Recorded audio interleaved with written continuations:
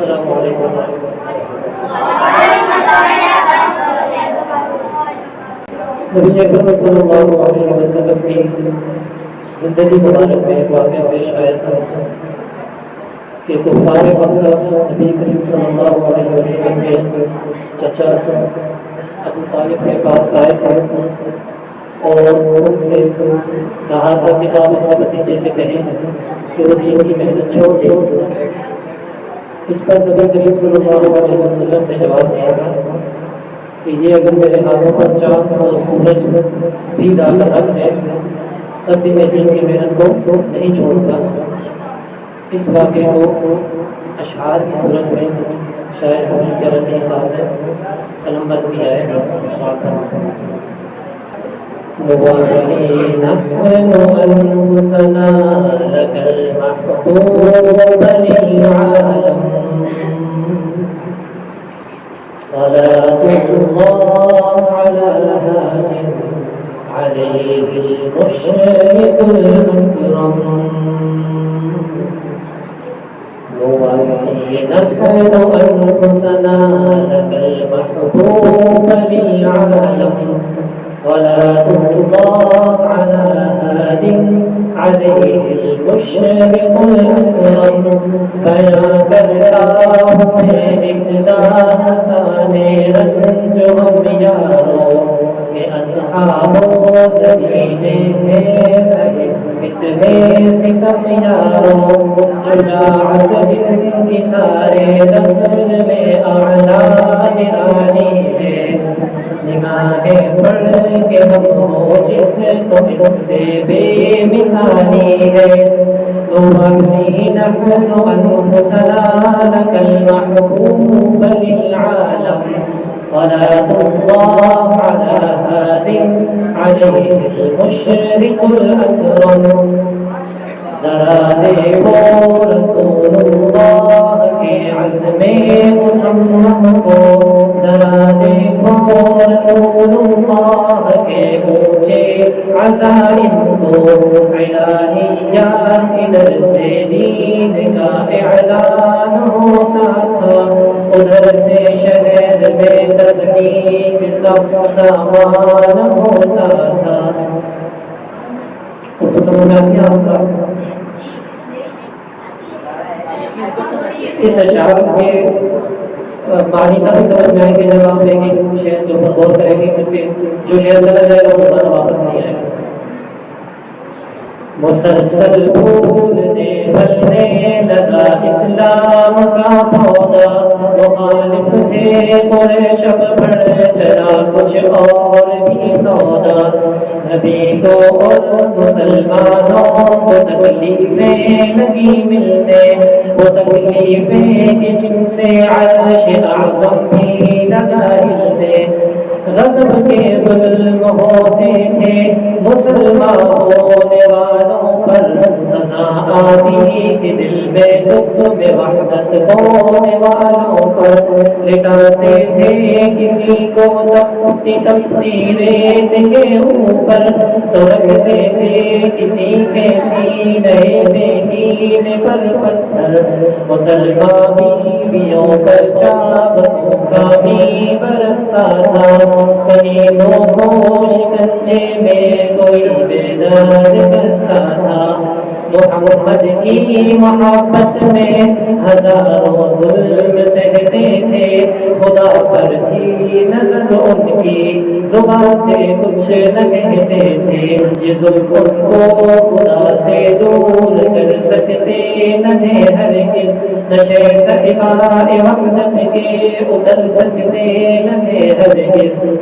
شرارت میں کبھی کوئی نبی اشرار مکہ نے مسلمانوں کو بے بس کر دیا کفار مکہ نے مگر اس پر بھی جب بڑھتے رہے پیرو محمد کے تو باہم مشورے ہونے لگے ایذار بے حد کے ابو جہل و امیہ بن عقبہ ابو سفیان ولید و عاص عتبہ الغرض جتنے بھی تھے ذیشان یہ فرزندان تاریخ کی جو نور حق سے چھٹ جائے، ہوئے ایک دن اکٹھے اور ابو طالب کے گھر آئے، کہا ہم کو بھتیجا آپ کا بے دین کہتا ہے، ہمارے دین کو انسان کی توہین کہتا ہے، برا کہتا ہے وہ چھوٹے بڑے سارے خداؤں کو، قبل کو اولاد کو عزا کو دیوی دیوتاؤں کو، ہمارے باپ داداؤں کو بھی گمراہ کہتا ہے، سوا اپنے خدا کے سب کو بھی اللہ کہتا ہے، بس ہم برداشت کر سکتے نہیں ہم اس کی جرأت کو، کسی دن دیکھ لیں گے اس کو اور اس کی نبوت کو، ہم اپنے نیز کی توحید پر چپ رہ نہیں سکتے، تمہارے پاس آئے ہیں کہ بس اب سہ نہیں سکتے، تم اس کا ساتھ چھوڑو یا کرو تم بھی سمجھاؤ، وگرنہ جنگ کا سامان کرو میدان میں آؤ،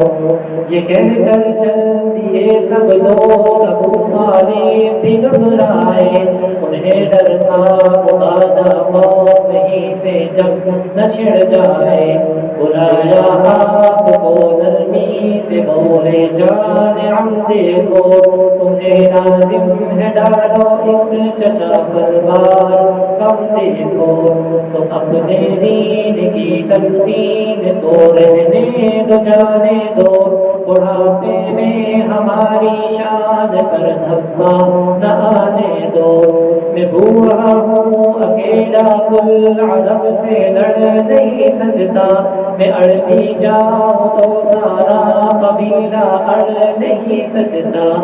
چچا کے دامن شفقت کو بھی ہٹکا ہوا پایا، تو ہو کر آپ دیدہ ہادی برحق نے فرمایا، قسم اللہ کی سارا جہاں بھی ہو اگر دشمن، یہ سب شیطان کے ساتھی ہیں بڑے ہو کر بشر دشمن، جفا و ظلم کی آدھی چلے طوفان آ جائے، مٹانے کو میرے شداد اور حامان آ جائے، کسی دھمکی کسی ڈر سے میرا دل گھٹ نہیں سکتا، مجھے یہ فرض ادا کرنا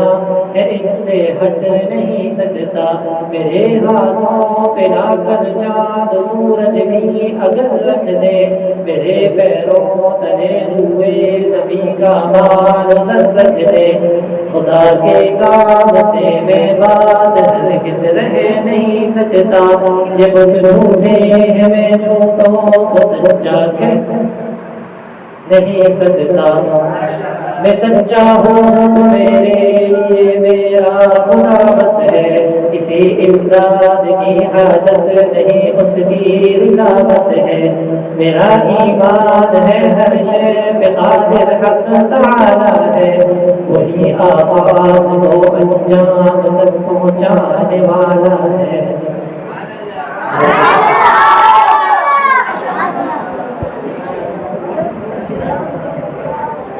ماشاءاللہ سبحان اللہ، یہ تھے مولانا صاحب جو بھی ہم نے سچے اور سب کو یہاں سے